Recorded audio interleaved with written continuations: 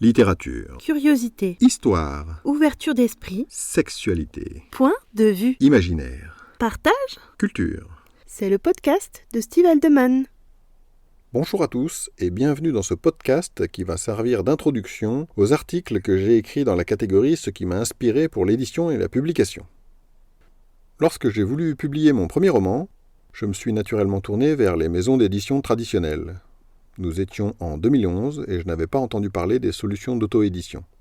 Et puis surtout, je voulais passer par un éditeur à compte d'éditeur. Pour moi, c'était avant tout un challenge. On lit partout que les éditeurs traditionnels reçoivent des dizaines de manuscrits par jour, qu'ils en publient seulement 1%, et que la plupart du temps, il ne s'agit pas d'auteurs inconnus. Alors j'avais envie de relever le défi. J'ai donc soigneusement sélectionné les maisons dont la ligne éditoriale correspondait à mon ouvrage.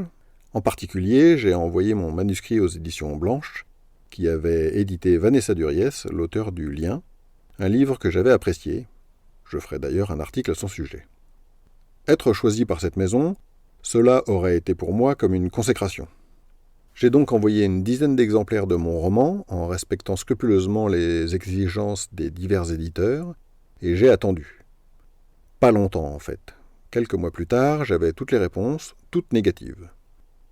Mais dans le tas, il y avait une lettre personnalisée des fameuses éditions Blanches.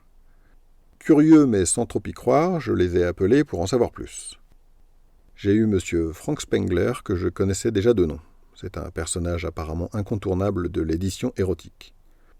Compte tenu de ce que l'on disait des éditeurs, de leur charge de travail et de leurs exigences réelles ou supposées, je m'attendais à avoir un homme pressé au téléphone.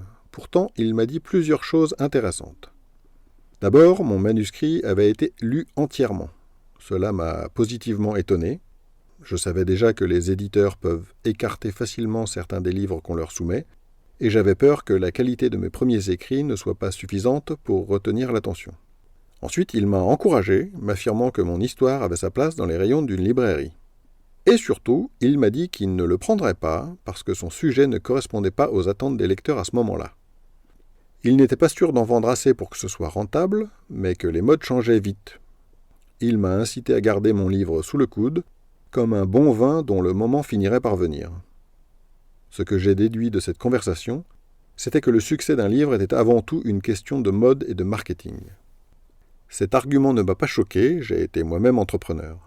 Mais cette évidence m'avait temporairement échappé, car j'étais pris dans le processus de création littéraire qui n'est pas forcément compatible.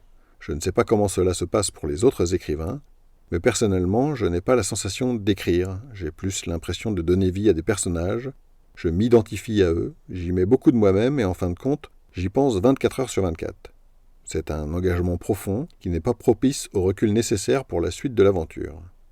Car on a beau apprécier ce que l'on fait, à un moment ou à un autre, il faut vendre. Peu importe l'attachement que l'on a pour nos histoires et nos personnages, il faut considérer son livre comme un produit à vendre, sinon personne ne le lira. Des années plus tard, après avoir écrit le roman de science-fiction qui me tenait à cœur, s'est de nouveau posé la question de la publication. Nous étions dorénavant en 2020, et le paysage de l'édition en France avait considérablement changé. Dans les articles de cette catégorie, je vais vous parler de ceux qui m'ont inspiré et qui m'ont aidé à construire ma démarche d'auto-éditeur. Vous pouvez découvrir les liens en description pour approfondir les sujets dont j'ai parlé. Si vous avez écouté cet épisode en podcast, je vous invite à vous rendre sur mon site stevehaldeman.com pour y découvrir les liens en question, d'autres articles ainsi que les romans que j'ai écrits et ceux qui seront bientôt publiés. Je vous souhaite une excellente journée et à bientôt pour un prochain numéro.